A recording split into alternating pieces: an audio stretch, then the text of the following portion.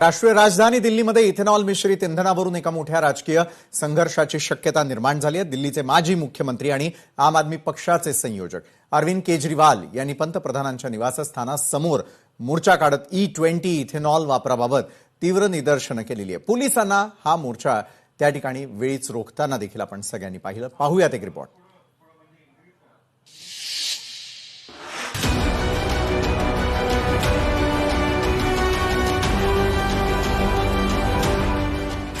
E20 ethanol वापराचा मुद्दा पेटणार। दिल्लीत आपचा पंतप्रधानांच्या निवासस्थानावर मोर्चा। अरविंद केजरीवालांचा केंद्रावर हल्लाबोल।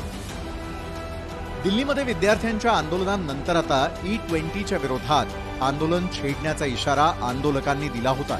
विद्यार्थ्यांच्या सीजेपी आंदोलनाच्या धर्तीवर सोशल मीडियावर E20 जनता पार्टी नावानं एक स्वतंत्र डिजिटल मोहीम सुरू झाली आहे। इंस्टाग्राम आणि एक्स सोशल मीडियावरती हजारो नागरिक या मोहिमेत सहभागी झालेले असून ग्राहकांच्या हक्कांचं रक्षण आणि पारदर्शकतेची मागणी केलेली आहे। त्यावेळी आंदोलकांनी धर्मेंद्र प्रधान यांच्यानंतर आता नितीन गडकरी यांचा राजीनामा घेण्याची घोषणा केली होती।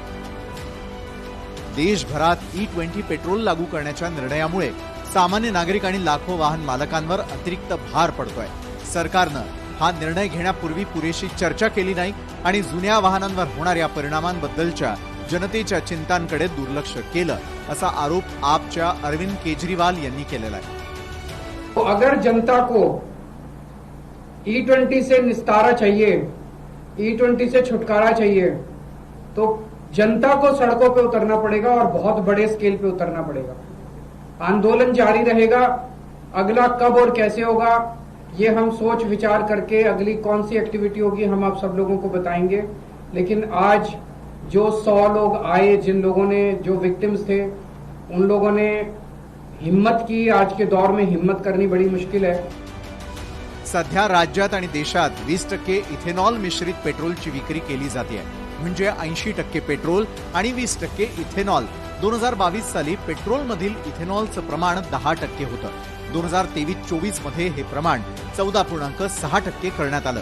गेल्या वर्षी हे प्रमाण 19% वाढवण्यात आलं आणि चालू आर्थिक वर्षापासून हे प्रमाण 20% करण्यात आलेलं आहे। मात्र इथेनॉलचं प्रमाण 20% केल्यापासून वाहनधारकांमधून तक्रारींचा ओघ सुरू झालाय।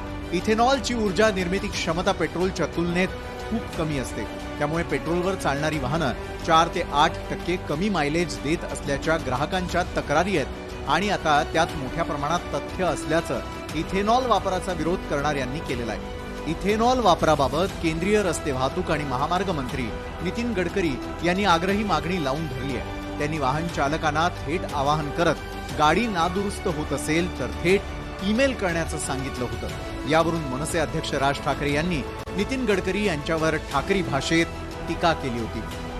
तर ज्यांनी रस्ते बांधायचे ते आमचे नितीन गडकरी, ट्रान्सपोर्ट मिनिस्टर, म्हणजे पेट्रोलमध्ये इथेनॉल घातलं पाहिजे आणि मग ती गाडी कशी चालेल? आणि अरे पेट्रोलियम मंत्री बोलेल ना त्याच्यावरती।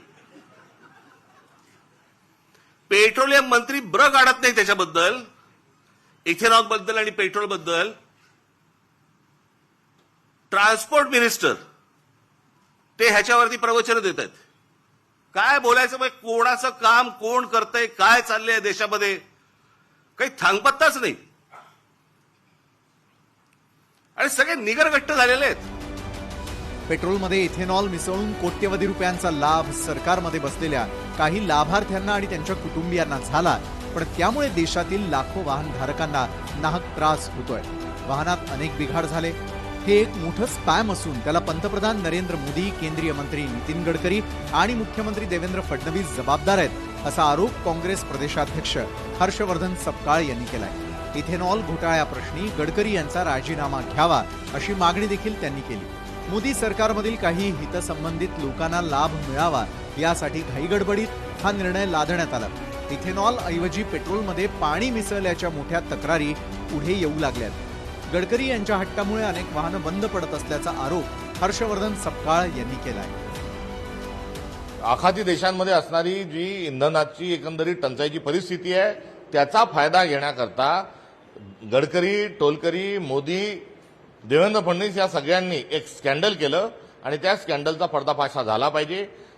गडकरी यांनी राजीनामा कुठल्याही परिस्थितीत दिला पाहिजे. त्यांच्यामुळे अनेक वाहनं जी आहेत ती खराब झालेली आहे, कारण इथेनॉलची वकिली करणारा व्यक्ती दुसरा तिसरा कोणी नसून नितीन गडकरी होते, आपल्या सगळ्यांच्या समोर आहे.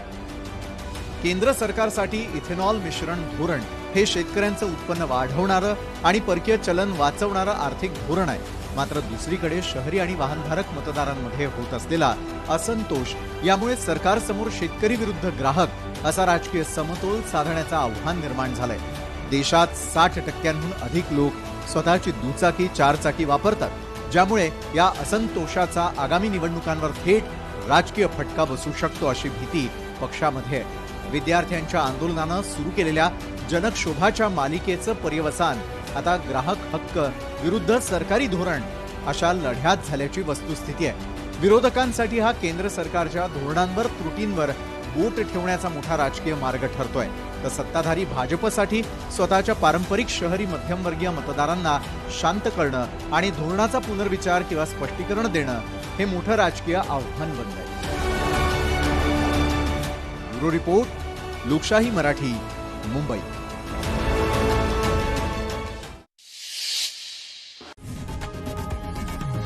लोकशाही मराठी ऐका, पहा, जागरूक रहा.